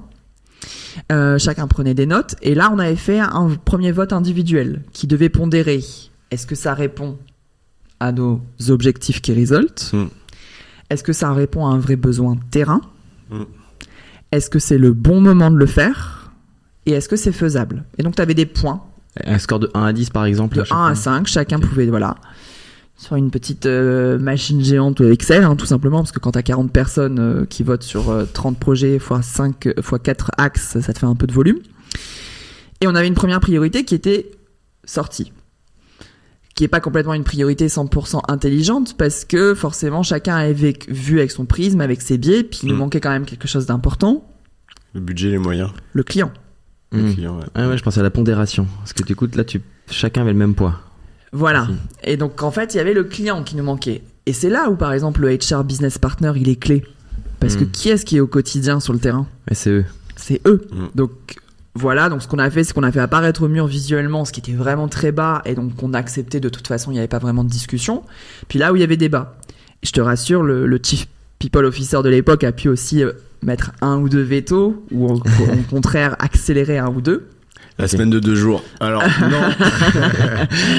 Et du coup, là, on est sorti effectivement avec une priorisation qui était claire. C'était hyper intéressant cette journée. Ouais, ça nous parle beaucoup, c'est le genre de séminaire qu'on peut organiser aussi. Alors parfois, on les tourne sous forme de hackathon. Ouais. Quand les idées sont pas quand on veut nourrir des idées, que ce soit vraiment plus. Là, ça avait été préparé effectivement. En fait, t'avais déjà une phase de préparation plus importante. Ouais. Donc de recherche, de discovery, etc. Parce que normalement, on avait demandé au chef de projet d'avoir validé 2 ou 3 hypothèses avec des vrais gens, des vrais utilisateurs, d'avoir un peu une idée de son budget, de sa faisabilité. Enfin, on avait dépassé l'idée. Ok, ouais, c'est la deuxième étape. Ouais. C'est pas juste brainstorming, on commence à converger justement de la deuxième partie du diamant. Ok, ça marche. Et si c'était à refaire sur ce format, est-ce que ce serait jouable d'amener les clients lors de ce rendez-vous? Ouais, donc client, c'est management. Tu ramènes X leaders représentatifs, tu ramènes X collaborateurs, clairement. Et par contre, tu fais pas 30 pitchs, tu dois avoir une présélection en amont. Ouais, peut-être une présélection, ouais. Ok, chouette. Et alors, petit aparté, après on va aller sur le troisième set. Mais on a des amis, Future Agency, c'est une agence d'innovation qui travaille avec Decathlon. Ils nous ont dit, lors de ce séminaire comme ça, vous prenez 2 heures pour manger. Généralement, on est speed, on mange en 45 minutes. Et ils nous ont dit, non, mais en fait, chez Decathlon, ils nous disent, on prend 2 heures parce qu'on fait du sport, quoi. Donc, c'est petit apport. C'est vraiment. Ça dépend, en fait, parce que t'as beaucoup de réunions collectives aussi. Ça fait partie, du schéma de management où là, effectivement, je te rassure, j'ai testé des sports que j'avais jamais testé de ma vie depuis que je suis chez Decathlon. Du yoga de chaise, par exemple. C'est-à-dire, yoga assis sur une chaise? Ouais. Qui travaille que la posture, super intéressant pour. Mais tu fais autre chose qu'être assis, genre tu te mets. Non, t'es vraiment. Alors effectivement, t'as des positions, etc. Mais tu peux uniquement travailler. Et je vous promets que j'avais des courbatures le lendemain, c'est vrai. Ah ouais? Ouais. C'était impressionnant. Marche nordique, très dur. Il marche à plus de 9 km/h. Ah oui, c'est rapide. Ouais. Donc voilà. Et puis après, il faut distinguer. Là, en l'occurrence, non, on avait passé un moment sympa pour manger ensemble, mais non, il n'y avait pas de sport, je crois, celle-là, je crois. Ok, ça marche. On verra s'il y a d'autres opportunités. Ça roule. Bon, en tout cas, super. Je pense qu'on a bien vu les notions de build et de run. On voulait peut-être aborder un des sujets qui était important pour toi, important pour nous, la partie de change. Ouais, une partie on voit qui prend de plus en plus d'ampleur au quotidien dans les mandats et le rôle des RH. Et une troisième dimension que vous avez vous avez rajouté côté Decathlon, en plus du build et du run, c'est la partie change. Peut-être pour comprendre pourquoi est-ce que vous avez rajouté cette partie change. Quel était le besoin à la base qui vous a fait dire il faut qu'on rajoute cette couche en plus? Donc change pour accompagnement du changement. Oui, et voilà. Est-ce que tu peux la définir aussi dans tes mots? Qu'est-ce que ça veut dire le change? Pourquoi? C'est un peu comme pourquoi pas autant de RH que dans notre corporate culture d'entreprise en fait. T'es une entreprise qui se définit comme profondément centrée et tournée vers l'humain. Quelle est la meilleure fonction pour accompagner le changement que vivent les employés? C'était assez naturel, je pense. Alors, il y a quelle est la meilleure fonction? Et après, il y a, pour beaucoup d'autres entreprises, il y a quelle est la fonction qui est armée pour. Et pour dans d'autres entreprises, donc pas chez Decathlon, parfois c'est la direction de la transformation ou la transformation du digital qui fait ça. Et chez vous, c'est côté HR. Le mandat, en tout cas, est côté RH. Après, il y a une Chief Operating and Transformation Officer avec qui on travaille au quotidien, bien sûr. Mais oui, donc c'est une fonction, pour le coup, la partie change, ça a été créé il y a 2 ans. Ça, c'était vraiment un métier qui est nouveau. Moi, je viens de là parce que du coup, j'avais fait quasiment que du conseil sur la partie plutôt accompagnement au changement dans le cadre des transformations digitales, beaucoup. Mais c'était un métier qui était qui est nouveau même, avec quelqu'un qui a été recruté au niveau du groupe, dans la fonction people du groupe, et vraiment pour mettre en place cette partie-là. Maintenant que je suis dedans, je trouve que c'était le meilleur choix possible, que c'est naturel. Après, bien sûr, ça pose des questions, parce que tu as raison. Qu'est-ce que le changement? Quels sont les différents types de changements? Est-ce que c'est une fonction RH qui doit accompagner le changement d'un nouvel outil, etc. On peut en reparler. Et après, j'oublie pas la question de qu'est-ce que le change management. T'es dans une situation A, peu importe la situation, vous pouvez imaginer tout ce que vous voulez, et il faut aller vers la situation B, vers le point B. C'est ça. Et en fait, il faut le faire. Je dis pas forcément en ayant l'envie, parce que tu accompagnes de plus en plus de changements dans les entreprises où les gens n'ont pas envie. Mais en tout cas, il faut le faire en éclairant comment tu vas y aller, en laissant le moins de monde possible en dehors du train, et puis en équipant les personnes. Alors en équipant les personnes, ça veut pas dire des outils, des skills, enfin des compétences, etc. Les équiper, c'est peut-être les informer. Les équiper, c'est peut-être leur dire quand ça va se passer concrètement. Qu'est-ce qui va changer? Et ma question préférée dans la conduite du changement, c'est qu'est-ce qui ne change pas? On n'en parle jamais. Pour les rassurer, pour leur dire... c'est très rare que tu fasses un changement, un virage complet. Donc voilà, et les changements, il y en a plein. Donc, moi, j'aime bien parler de 3 typologies de changements. Le changement d'un outil. Tu mets en place un nouveau SIRH. Après, tu as un changement organisationnel. Tu avais 70 marques, tu passes à une quinzaine de marques. Donc, tu as toute une organisation qui change, des métiers qui changent, des lignes hiérarchiques qui changent, des processus qui changent. Et après, c'est vous qui le faites, du coup. Alors, c'est pas du tout dans le périmètre que j'accompagne, mais oui, c'est les directions du change qui accompagnent ça, ouais. Ok. Donc, c'est une nouvelle organisation. Les équipes, des gens qui travaillaient pas ensemble maintenant vont travailler ensemble, par etc. exemple. Et c'est vous qui accompagnez ça. C'est les équipes. En tout cas, c'est des équipes change qui travaillent là-dessus. J'ouvre, je referme parce que je sais que c'est la 4e set. Voilà. Et après, la dernière dimension, la partie changement culturel. Tu peux par exemple mettre en place un nouveau processus de travail, mais si à un moment donné, t'accompagnes pas cette dimension culturelle, il va pas être tout à fait pérenne, ou ça va pas révéler ce que ça aurait pu révéler. Donc voilà, pour moi, tu as ces 3 grandes catégories, j'aime bien l'expliquer comme ça. Tu passes d'un point A à un point B, il faut éclairer, il faut baliser le chemin pour que ça soit le plus sans couture possible. C'est ça, l'enjeu quand même, c'est que ça ça va secouer selon l'intensité du changement. Ça ne secoue pas trop, ou en tout cas ça secoue avec assez de barrières de sécurité. Et du coup, là, dans mon équipe, nous, ce qu'on accompagne particulièrement, c'est les 2 derniers. Les changements organisationnels et les changements culturels. Pourquoi pas les changements outils ? Parce que je pense qu'effectivement, là, c'est pas forcément une fonction people qui doit accompagner ça. Parce que je travaille dans un environnement où il y a beaucoup d'outils, beaucoup de technologies, etc. Et que des équipes produits au sens tech sont déjà très bien équipées avec différents rôles de deployment manager, de product marketing manager, de customer success manager pour justement accompagner le changement auprès des utilisateurs quand il y a un nouvel outil, une nouvelle feature, etc. Donc ça, c'est pas quelque chose qui est aujourd'hui dans le périmètre qu'on accompagne. Et là, je peux comprendre les points d'interrogation sur pourquoi une équipe People Change accompagnerait cette partie-là. Par contre, sur des changements organisationnels, méthodes de travail, culturels, je trouve ça plutôt naturel, mais c'est la première fois que je le vois. Ok, et c'est ce qui se passe en pratique chez vous, côté Decathlon. Ok. Ok, et tu pourrais peut-être illustrer les dernières transfos que tu as pu mener en termes de change ? Ouais. Je pourrais essayer d'être encore plus concret. Ouais. Quelque chose de super concret. Vous allez vous dire, c'est pas un énorme projet, mais c'est déménager. Okay. En fait, on a déménagé il y a 2 semaines. On a déménagé il y a 2 semaines de notre siège historique de Lille pour la partie digitale dans un nouveau bureau. C'est un sacré changement parce que alors là, je vous parlais tout à l'heure de la pyramide de Maslow. Combien de minutes de transport ? Est-ce que j'aurai ça ? Est-ce que j'aurai ça ? Qu'est-ce que je perds ? Est-ce qu'il y a des douches ? Est-ce que je peux mettre mon vélo ? Dans une époque où venir au bureau, il faut que tu viennes pour quelque chose quand même. Parce que c'est un coût, exactement.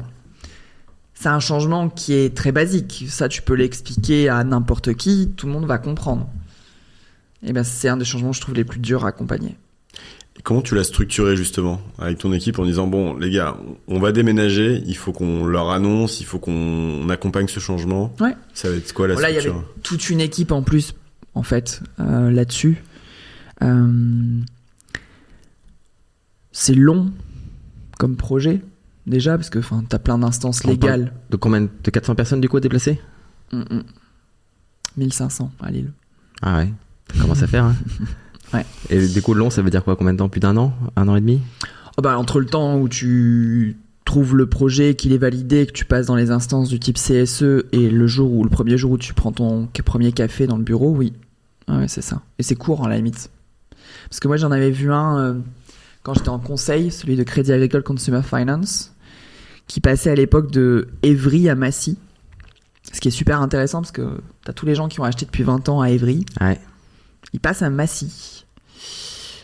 Là, tu as un risque de perdre des collaborateurs et tu as un risque de frustration énorme parce que c'est pas la même chose de prendre tes 10 minutes de voiture versus d'un seul coup d'avoir le RER. Donc, et puis alors là, je sais plus, je vais pas dire des bêtises, mais de combien de milliers de personnes, etc.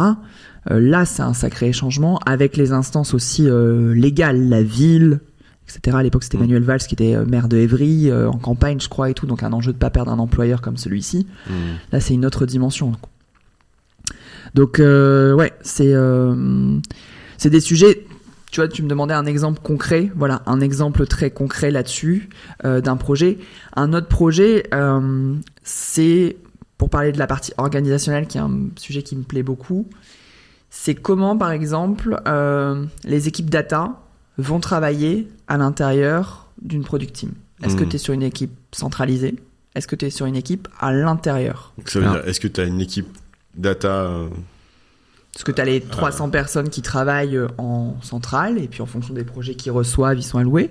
Ou est-ce que tu les mets directement à l'intérieur de l'équipe, pour reprendre ton parallèle tout à l'heure avec l'exemple de l'équipe recrutement ? Ouais, pluridisciplinaire, ok. Voilà. Ouais, là, tu es vraiment dans le design d'orga.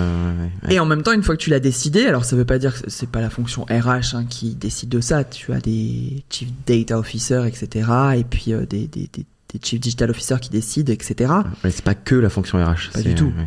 Par contre, une fois que le changement il est fait, qu'il est décidé, comment tu fais ça ?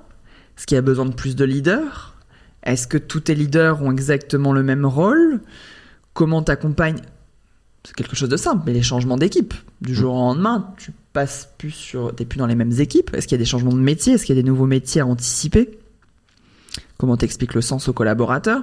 Peut-être que le collaborateur, il va se dire, bon, dans le fond, moi, ça change pas grand-chose. Par contre, le leader, peut-être que ça va beaucoup changer. Donc ça, c'est un exemple aussi de changement qui en plus est une question permanente, parce que c'est des équipes qui grandissent dans toutes les entreprises. Ça, vraiment, comment t'organises tes fonctions. Et ça peut être vrai pour n'importe quelle fonction, en fait, d'ailleurs. Et du coup, comment pour cet exemple ou le déménagement, comment est-ce que si quelqu'un enfin, clairement, les gens qui nous écoutent, ça va être, comme on le sait, des leaders RH actuels ou futurs. Et s'ils disent, ah mince, en fait, je dois organiser un déménagement ou je dois colocaliser des équipes ou changer des équipes, comment est-ce que ce serait quoi les tips que tu pourrais leur donner pour que ça se passe bien et pour commencer à l'organiser, commencer à le penser? Le fameux sans couture. Je peux les mettre en relation avec la super chef de projet qui a fait ça. Non, parce que c'est important aussi, parce que là, c'était un projet justement qui était tellement pluridisciplinaire qu'au début, on l'a pas pris sous l'angle du changement de mon équipe, en fait. D'accord. De se dire, il faut que ce soit une équipe change. Non, au début, il y avait déjà un projet immobilier. Ouais. Tu vois, il te fallait 4 murs. Non, peut-être parce que en fait là j'ai vu celui-ci pour en avoir beaucoup parlé aussi avec la chef de projet. Je l'ai vécu en tant que collaboratrice après tout. J'en avais vu d'autres quand j'étais en cabinet de conseil, et puis vu qu'on aime bien ne pas s'ennuyer chez Decathlon, là on a aussi d'autres à prévoir. Ok. Pour le coup qui seront portés directement là par mon équipe. Je pense que c'est d'accepter que déjà sur un déménagement ça se passera pas parfaitement bien. Tu peux pas. En fait, tu ne peux pas, pour le coup, là, satisfaire et avoir un taux de satisfaction. Tu peux pas viser le 9 sur 10 à chaque fois. T'as toujours des gagnants et des perdants. Là, ouais. Rien qu'en termes de trajet. Exactement. Donc ça, c'est la première chose. La deuxième chose, communiquer. Comment? Le pire, c'est la rumeur. Ouais. Sur ce genre de sujet, le pire, c'est la rumeur. Et selon les entreprises, tu peux avoir une culture de la rumeur qui est forte. Du coup, c'est quoi les formats de communication qui marchent le mieux, d'après toi? Bon, t'as les grandes messes, pour le coup, ça fonctionne bien, parce que t'as un taux de connexion qui est exceptionnel. Hein. Forcément, tout le monde vient. Ouais. Après, par contre, ce qu'il faut, je trouve, beaucoup utiliser, c'est le leader aussi. C'est les leaders, en fait. Il faut les mettre en responsabilité, justement, d'expliquer, de rassurer, et puis de décider comment ça va fonctionner, parce que toi, tu leur proposes un nouveau bâtiment avec de l'expérience et tout. Mais finalement, si c'est un peu plus loin, est-ce qu'il va revoir aussi le cadre de télétravail et de travail? Est-ce qu'ils vont revoir certains rituels pour s'assurer de bien se croiser? Qu'est-ce qu'ils vont mettre en place particulièrement parce qu'ils ont un nouveau espace au sens vraiment physique, etc. Ça, vu le nombre d'équipes qu'on a, c'est le leader, donc c'est le mettre en responsabilité. Mais pour le mettre en responsabilité, il faut bien qu'il soit au courant déjà. Donc voilà, si vraiment je donne rapidement quelques tips, ouais. 2 idées là que j'ai en tête par rapport à ce que j'ai vécu moi en tant que collaboratrice déjà. Et puis deuxièmement, à ce qu'on est en train de se préparer avec mes équipes et puis mes échanges avec la chef de projet en question, je dirais ça. C'est juste pour rebondir, ça me fait penser à... Alors, on va faire un parallèle avec notre premier épisode de podcast, on en parlait tout à l'heure, parce que c'est on peut pas dire compatriotes, mais en tout cas des... Et du Nord, c'est ça? Un autre DRH qui est à Lille aussi. Il est à Lille, ouais. Yalcine, et on a eu l'occasion de faire une learning expedition pour un de nos clients chez lui, et il a fait un truc qui était super. Bon, alors ça demande beaucoup de moyens, et voilà, une équipe RH qui était très reconnue à ce moment-là. C'était en fait, il a designé, les équipes ont designé les locaux. Donc parce qu'ils ont eu la chance, alors voilà, c'est avec beaucoup de si, mais c'était intéressant quand même. Ils ont acheté le bâtiment, et du coup ils ont designé les locaux avec les équipes. Donc il y a des étages qui sont très fleuris, il y a des étages qui sont plus geeks, etc. Et du coup forcément, quand les bureaux ont été ouverts, c'était un peu comme on ouvre un paquet cadeau pour les équipes et de se dire en fait on a envie de voir, etc. Donc ouais, le changement, en fait, on peut être, je pense, assez créatif sur la manière de créer une émotion positive, alors que peut-être qu'on perd aussi des choses à côté. Là, il y a un projet qui est sorti de terre qui s'appelle le Kiabi Village, justement dans le nord de la France, où ils ont fait quelque chose d'assez exceptionnel, parce que c'est à la fois un siège, à la fois un magasin, à la fois un lieu d'expérience. Ils ont vraiment créé quelque chose et t'as tout un écosystème. Ouais, et la conduite du changement et la communication a été un de leurs gros enjeux sur ça. Mais je trouve que dans les prochaines questions, dans les futures questions qui seront de plus en plus portées par les RH, le lieu, l'expérience dans... Pourquoi tu viens au bureau ? Ouais, voilà, c'est ça. C'est comment est-ce qu'on design quelque chose ?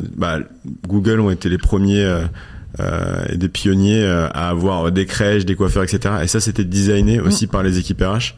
Mais ça fait sens parce qu'en fait, ça donne envie de venir. Ça enlève du stress de dire, typiquement, moi, quand je dois aller chez le coiffeur, j'aurais dû y aller peut-être. Faut que je sorte, c'est super loin du bureau, etc. Après, c'est un peu galère. On en parlera juste après. Donc, vraiment, les lieux, le design des lieux, l'expérience qu'on propose, pour moi, ça va être un des futurs sujets portés par les fonctions RH, en tout cas les plus modernes dans les prochaines années. Ok. J'avais des dernières questions pour toi sur le change, parce que c'est un sujet, moi, qui me fascine. C'est quoi le top 3 des résistances que tu rencontres sur le terrain ? La peur, l'incompréhension et le manque d'information. Ok. La peur, c'est naturel. Je te partage une information, ça te fait peur. Ça te fait peur parce que tu connais pas, ça te fait peur parce que tu veux pas. L'incompréhension, tu ne comprends pas pourquoi il faut changer. Et tu ne veux pas, du coup. Mais t'as pas les bonnes infos et du coup... Et le troisième, l'information. En fait, tu refuses parce que tu ne sais pas comment ça va se passer. Si à la limite on t'explique que le parcours est balisé, que tu vas y aller de façon sécurisée, etc., tu peux au moins enlever celui-là. Celui-ci, l'information, pour moi, est celui qui est le plus facile à débloquer. Ok. L'incompréhension, tu peux quand même aller le chercher parce que tu peux donner du sens, tu peux donner de la vision, tu peux donner de l'envie, tu peux aller chercher des émotions, etc. T'embarqueras pas tout le monde parce que celui qui ne veut pas ne voudra pas. La peur, il est compliqué, limite, il est naturel. Ça me fait encore plus peur s'il n'y a pas la peur. Ok.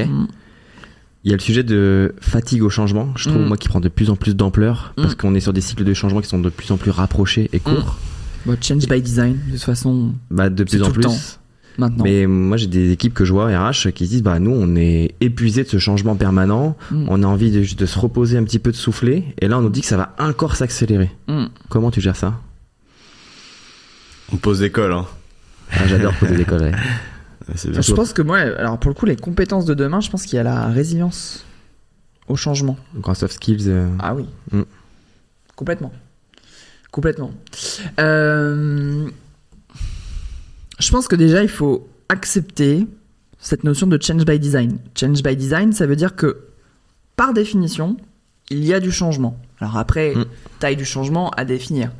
Mais déjà, si tu acceptes ça, tu te lèveras un peu plus confortable le matin en sachant que tu dois aller accompagner un changement. Ensuite, je pense que ce qui est plus dur, c'est qu'il y a un changement par l'évidence, enfin par la preuve. En fait, je trouve qu'il y a cet enjeu de beaucoup plus prouver ce que ça va apporter, pourquoi, comment, parce qu'il y a l'information qui est devenue aussi reine et pas que dans le milieu de l'entreprise. Et donc du coup, il y a cet aspect-là qui est très important, et peut-être que pour lutter contre la fatigue liée au changement, si tu viens davantage travailler aussi la preuve ou la donnée. Le sens, du coup, ça revient à ça ? Oui, et le sens, le problème, c'est que c'est pas palpable. C'est pour ça que, je sais pas si vous avez lu des articles, etc., autour de tout ce qui est change analytics, donc comment tu data-is, c'est pas beau, hein, le change management. T'as lu mes notes, c'est ma prochaine question en plus. Ok, trop bien, celle-là, on peut la garder, j'adore. Ça, c'est important. Moi, ce qui m'inquiète plus dans la fatigue du changement, désolé, je réponds pas tout à fait à ta question, c'est le rôle du manager de proximité. Je trouve que c'est dur d'être manager en 2025. T'as ce côté où il faut que tu sois le servant leader, le coach, t'entraînes tes équipes, tu les motives, etc. T'es aussi une sorte de bras armé parfois de la direction où tu dois descendre les informations, tu reprends aussi les inputs des collaborateurs qui sont pas contents, etc. T'as des enjeux de poser la stratégie, peu importe le type de stratégie, à quel niveau, etc. T'as des enjeux de comprendre la donnée, parce que tu dois prendre de plus en plus des décisions, non pas sur ton interprétation mais sur des données. À la fin, tu dois rester un être humain aussi, accessoirement, vulnérable, sain. Enfin, c'est super dur. Et donc, du coup, c'est plus pour eux que la fatigue du changement, elle m'inquiète. Et j'ai pas encore tout au clair sur comment tu combats ça. Ça reste de l'humain, il n'y a pas de recette magique. Mais ouais. Et du coup, tu ouvrais la... je t'offre un échappatoire. Tu ouvrais enfin, tout du long, j'ai senti que la data RH est un sujet qui est important pour toi. Comment est-ce que tu t'appuies dessus pour mener à bien tes missions de change ? Pour moi, c'est un enjeu de crédibilité. C'est un enjeu d'anticipation, la donnée, au sens large du terme. Hein. De façon générale, ça te permet d'être crédible, ça te permet d'anticiper et ça te permet de factualiser. À une heure où chacun a des intuitions, des envies, des biais, etc. Et je trouve ça encore plus important, la data dans les équipes RH, parce que j'aime pas ce raccourci de t'es un bon RH parce que tu es empathique et que tu aimes l'humain, qu'on entend. Pour moi, le bon RH, le très bon RH, c'est celui aussi qui prendra des décisions éclairées par la donnée et qui agira juste vraiment comme ce conseiller un peu stratégique des top leaders parce qu'il amène aussi, ou elle amène cette donnée, cette information qui permet de prendre les bonnes décisions. Sur la partie change, c'est quelque chose qui est pas hyper évident parce que quand tu regardes des directeurs du change ou même en cabinet de conseil, etc., les indicateurs qu'on te propose spontanément, c'est le nombre de personnes que tu auras formées au change management, le nombre d'ambassadeurs que tu auras dans ta communauté, ça dit pas le nombre qui vient pendant 6 mois consécutifs, ça te dit aussi le nombre de personnes que tu as touchées par des informations, combien ont ouvert ta newsletter. Bon, c'est bien pour ton projet et quand tu as des change managers, il faut qu'ils aient ce cockpit de données pour savoir qu'ils avancent dans le bon sens et que là, il faut peut-être qu'ils accélèrent sur le nombre de communications. Encore une fois, moi, ce que je veux regarder, c'est l'impact. C'est l'impact. Et donc, du coup, l'impact, nous, ce qu'on a défini avec la team, là, c'est quel est le taux, en fait, d'expérience du changement sur la partie, le désir de changer, le savoir dans le changement. Est-ce que j'ai la connaissance pour pouvoir changer, la fameuse information ? Est-ce que j'ai la sécurité ? Comment c'est mesuré ? Aujourd'hui, tu as plein d'outils du marché qui font ça très bien. Tu peux envoyer un peu ce côté pulse, questionnaire. Ça te fait limite un électroencéphalogramme où tu vois en fait ta courbe de changement. Et ce qui est hyper intéressant, c'est de le corréler à quand tu as mené une vraie action de change management en face, une action de communauté, une action d'information. Comment ça évolue ? Bah voilà, de voir ton pic. La réaction, ouais. Et d'adapter du coup. Mais là, si tu as une fatigue avec ces outils-là... Et ben c'est pour ça qu'il faut pas le faire tout le temps. En fait, tu le fais... T'as ton fameux déménagement. Tu déménages de A à B. Bah, tu le fais sur cette population-là pendant les 3 mois du projet, par exemple, ou les 3 derniers mois. Ouais. Et après, t'arrêtes. Enfin... Voilà, il faut pas chercher à épuiser. L'info qui va vraiment te servir à prendre des décisions et pas prendre de l'info pour prendre de l'info. Oui, sinon après t'as trop de données aussi. Voilà. Ouais, et donc il faut surtout pas déployer cet outil partout. Pas sur tous les projets, mais sur des sujets clés. Ouais. Et puis là où tu mets vraiment de l'accompagnement en face, parce que sinon c'est super de regarder les métriques qui ne vont pas bien. Si tu proposes rien en face, ouais. Ok, super. Ok. Je pense que c'est le bon moment pour. Je me demande si ça va pas faire beaucoup. Je sais pas, parce qu'il est midi 7. Parle beaucoup, Anne. Non, je pense que... c'est parfait.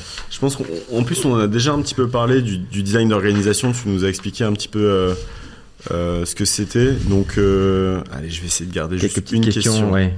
Vas-y. Alors, attends, je regarde juste. On peut peut-être démystifier déjà ce grand mot. Hein. Bah voilà, très bien. Elle fait les questions, elle fait les réponses. Non, mais voilà... Qu'est-ce que c'est ? Pourquoi c'est important d'avoir cette connaissance, cette compétence dans une fonction RH en tant que leader RH ? Déjà, on peut partir là-dessus. Allez, j'essaye de le faire rapide. Déjà, je sais pas le définir parfaitement. Le design organisationnel, c'est un grand mot. Je vous donne ma définition, ma vision. Pour moi, c'est... la somme de la performance individuelle et la performance collective d'une organisation. Enfin, en tout cas, c'est ce que tu veux atteindre. Designer une organisation, si tu le prends mot pour mot, comment tu dessines ton organisation ok, ses composantes, ses processus, ses structures de leadership, ses équipes, ses localisations, etc., etc. Tu as plein d'autres mots que tu peux aller chercher qui font un peu stylé, strategic workforce planning, design d'org, etc. Mais en fait, pourquoi tu fais ça ? C'est parce que tu veux une entreprise qui est collectivement performante, une organisation, et que tu veux aussi que les composantes de ton organisation, donc les hommes avec un grand H, soient performants individuellement. Et la fonction RH, elle a une responsabilité. Quand tu recrutes, quand tu promeus, quand tu accélères ton recrutement, etc., tu vas rajouter des composantes à ton organisation. Est-ce que tu rajoutes le bon talent au bon endroit avec la bonne compétence pour le bon projet ? Tu vas me dire, c'est la responsabilité du business, du leader, oui. Mais est-ce que, en tant que fonction RH, tu n'as pas un rôle à jouer, à mettre aussi des cales, des garde-fous, etc., pour permettre, en fait, de pouvoir construire la bonne organisation, avec le bon talent, au bon endroit, une organisation qui est agile, et agile, je dis au sens premier du terme, qui est souple, qui est durable, il peut s'adapter en cas de changement de priorité, etc., qui maîtrise ses compétences. Et si je fais un peu le raisonnement par l'absurde, quand tu es dans une équipe people et que tu travailles avec des directions de la transformation, autres, etc., qui en général pilotent aussi ces initiatives-là, tu peux vraiment créer des...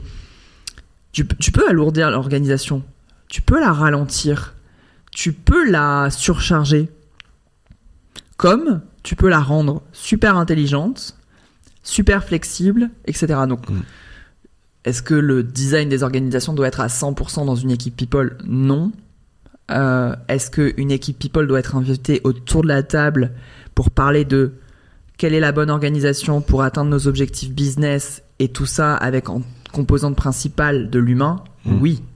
Et est-ce que l'organisation RH doit adapter parfois ses processus pour pouvoir s'assurer de toujours créer cette organisation qui est la bonne, qui est adaptable, parce qu'encore une fois, je ne sais pas quelle est la bonne organisation dans 2 ans. Oui. Non, mais je pense que c'est super important. Je vais donner une anecdote perso. L'année dernière, j'ai travaillé chez un client sur un sujet de mise en place d'une stratégie autour des compétences. Et quand je suis arrivé, je me suis rendu compte qu'il y avait un espèce de mur de glace entre... Donc c'était un sujet SIRH et métier RH. Et en fait, typiquement, le SIRH et le métier RH étaient les 2 composantes principales, mais ne se parlaient pas. Et aussi n'étaient pas ensemble colocalisés. C'était pas une équipe, c'était 2 équipes différentes qui travaillaient ensemble. Et pour moi, c'est ça le design d'orga, c'est d'accepter de se dire, en fait, c'est plus 2 équipes, c'est une seule équipe, et vous allez travailler ensemble potentiellement ici. Sauf que typiquement, quand on a proposé ça, c'était non mais c'est impossible, moi je fais partie de l'équipe SIRH, donc je vais rester dans le coin SIRH, et toi tu fais partie, du coup j'étais responsable, chef métier de ce projet, et du coup je pense que c'est super important en tant que leader RH de s'inspirer de ce qui se passe dans les équipes digitales, produits, etc., parce qu'on a vu qu'il y avait une énorme limite à avoir 2 équipes différentes qui travaillent sur le même projet, en fait. C'est toujours de la faute de l'autre équipe, en fait. Et c'est exactement ça. Donc, je pense que c'est quelque chose sur lequel on a vraiment envie d'appuyer pour les leaders RH, c'est de dire, le design d'organisation, il y a d'autres départements qui ont vraiment progressé là-dessus.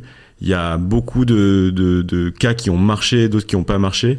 Et en fait, faut aller explorer ces sujets-là. Et en fait, le plus simple, c'est quand même d'aller dans les équipes digitales, parce que c'est elles qui ont le plus testé différents modèles.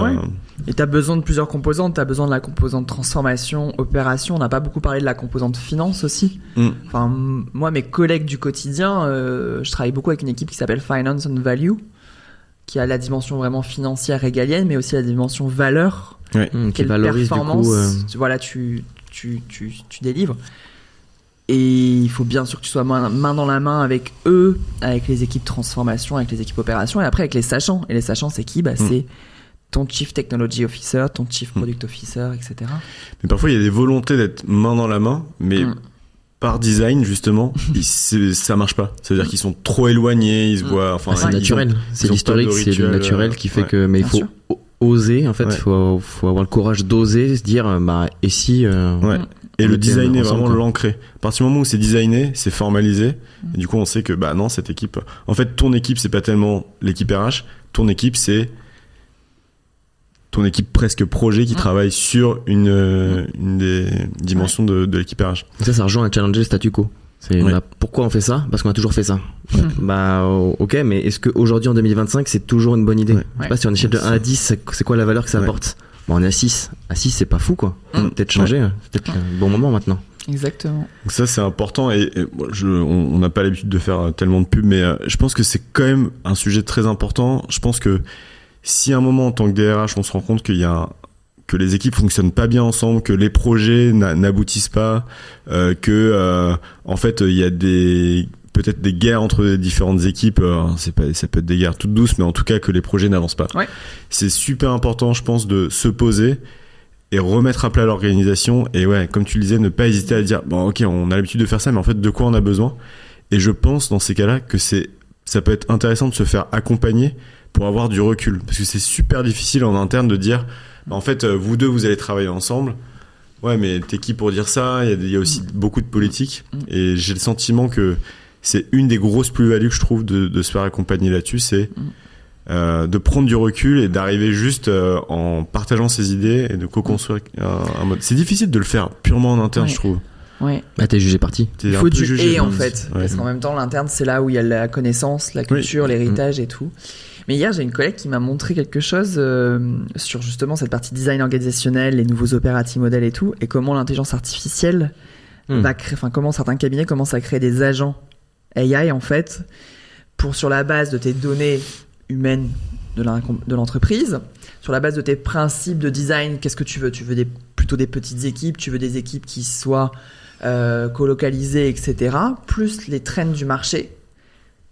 Il te paramètre en fait vraiment un bot, enfin vraiment il te montre le logiciel, hein, c'est pas quelque chose qui te vend directement, et qui te permettent en fait de sortir des designs d'organisation et des operating models avec un peu moins de biais, parce qu'en fait finalement on vient tous avec ce qu'on a déjà vu par ailleurs, avec nos croyances, etc., limitantes aussi parfois. Je sais pas du tout ce que ça va donner, mais j'étais... Ah oui, je l'avais pas vu venir encore, celle-ci. Ça crée des scénarios implémentés. Ok. Mais pas uniquement, tu vois, marketé, on va dire, parce que ça part de ta donnée, ça part de ce que tu veux. Donc ça veut dire qu'en amont, tu as fait le travail de te mettre d'accord sur tes principes d'organisation. Mais je m'y attendais pas. Enfin, elle m'a parlé de ça hier, donc c'est juste... On va en reparler, c'est intéressant. Pendant le déjeuner. Je propose qu'on rentre dans le tie-break, du coup. Ouais. 5e set. 5e set. Pourquoi on fait ces blagues-là, comme de la petite histoire, c'est que tu étais pendant longtemps juge de ligne à Roland Garros, c'était super important pour toi. Ouais. Ok. Ouais, j'étais arbitre international enfin voilà, j'ai fait plusieurs Roland, etc. Et puis à un moment donné, c'est ça, je t'ai vu à la télé en fait. C'est ça. Okay, parce que je suis un fan de tennis. Hein. Non, mais voilà, à un moment donné, vie pro, vie perso, c'est un sujet peut-être que je sais pas, je voudrais combattre un jour. C'est en France, c'est comment tu peux balancer tes études, ta carrière, et puis en même temps, en fait, que le sport et les fédérations puissent permettre justement de combiner tout ça. Et c'est pas quelque chose qu'on sait bien faire aujourd'hui en France, je trouve. Bon, peut-être que ce sera un défi un jour. Bon sujet, mais voilà, d'où vient les private jokes sur le tennis et que t'as baigné dedans. Ouais. Je vais commencer des phrases pour toi, Anne. Okay. Donc je vais faire le service et je vais te laisser préjouer, enfin la déterminer en l'occurrence, avec une réponse du tac au tac de ta part. Ok ? Merci. C'est parti. Du coup, première, aujourd'hui les équipes RH ont l'opportunité de contribuer largement au succès des entreprises. Ok. Demain, les DRH seront des conseillers, des coachs et des personnes qui travaillent avec la donnée pour prendre les meilleures décisions. Ok. Le sujet chaud du moment, c'est... C'est toujours hyper dur celle-là à dire. Enfin, je la change. Le sujet chaud du moment, attirer, retenir, fidéliser les talents. Ok. La compétence clé que les RH doivent développer demain, c'est... La data. Data. Ok. Un point pour la data. Ouais. Minimaliste, hein. Data, un mot. Bam. Ok. Mon opinion à contre-courant des autres, c'est que... Mon opinion à contre-courant des autres, c'est que... C'est ma préférée, celle-là. Ah ouais, celle-là, elle est dure. Ouais, t'as le droit de réfléchir. Et par contre, t'es obligé de. Non, mais t'inquiète pas, j'ai pas dit que je voulais prendre un joker, hein, panique pas.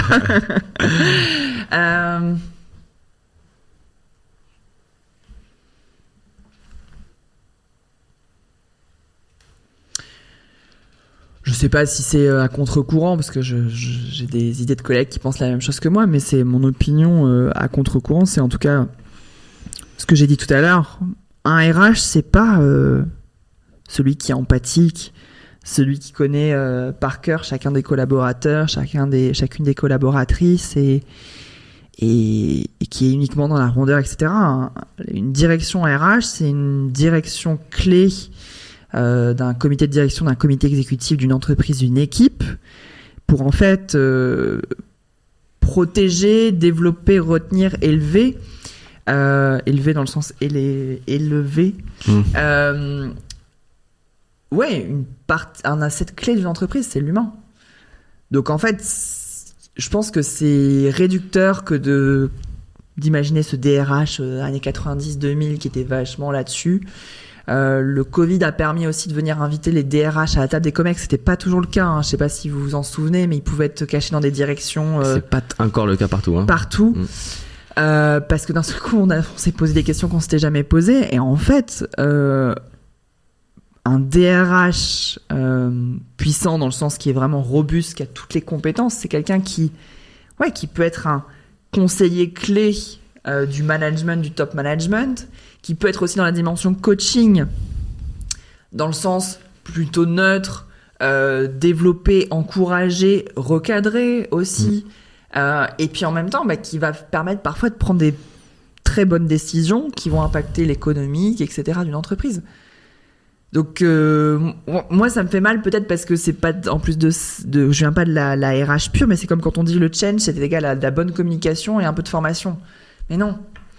Et en fait ça c'est les caricatures qui sont des héritages et tout des entreprises classiques, régaliennes, parfois françaises aussi dans la façon dont on peut penser. Et c'est beaucoup plus que ça. Et je pense que d'ailleurs un DRH qui est trop empathique, ça doit être dur. En tout cas, il faut qu'il le complète avec un côté analytique, un côté structurant. Puis ça doit te secouer. Ouais. C'est surtout ça, en fait. Parce que quand tu accompagnes l'humain, c'est compliqué, hein, l'humain, selon les jours. C'est clair. Dernière, ma plus grande leçon dans le monde pro, c'est... Tu ne peux pas plaire à tout le monde. Ah, j'aime beaucoup. Ok, ça résonne fort. Ok. Quel est le... Merci pour ça déjà, Anne. Quel est le livre que tu recommandes ou que tu offres le plus à tes proches? S'il y en avait un. En toute transparence, je suis fan de mon boulot. J'adore mon boulot. Je suis incapable, je dis incapable, c'est pas vrai, mais j'ai une grosse difficulté à lire des livres liés à mon boulot le soir. Ah, ça peut être sur autre chose. Ok, très bien. Non, mais parce que je vais pas faire genre que ma bibliographie est bourrée de ça. Quel est le livre que j'offre le plus? Je suis fan d'histoire, moi, donc en fait, je lis beaucoup sur la Seconde Guerre mondiale. En ce moment-là, je suis sur la biographie de Catherine d'Aragon, les reines maudites, etc., les femmes d'Henri VIII. Donc, c'est plutôt quelque chose tiré sur un grand personnage de l'histoire ou bien une partie de l'histoire qu'on a pu oublier au XXe siècle, qui est pas toujours si loin que ça et qu'il faudrait peut-être pas oublier. Il y en a un qui t'a marqué et tu t'es dit, celui-là, il m'a laissé une trace? Il y en a plein, honnêtement. Dans 3 minutes pourquoi je te pose cette question. Est-ce que tu m'offres un livre?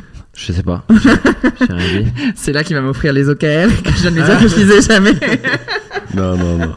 On a un livre de 1400 pages sur le design organisationnel. Non, il y en a plein. Après, là, je vais avoir les derniers qui me sortent en tête et tout. Donc, je te dis, j'ai lu Catherine d'Aragon, là. Je l'ai terminé, celui-ci. Mais, Catherine d'Aragon, c'est noté. Ouais. Du coup, ça, il y a quelque chose aussi quand même sur les femmes. Ok, super. En histoire. Et toute dernière question, si tu pouvais glisser un conseil à Anne qui sort de l'EM Grenoble.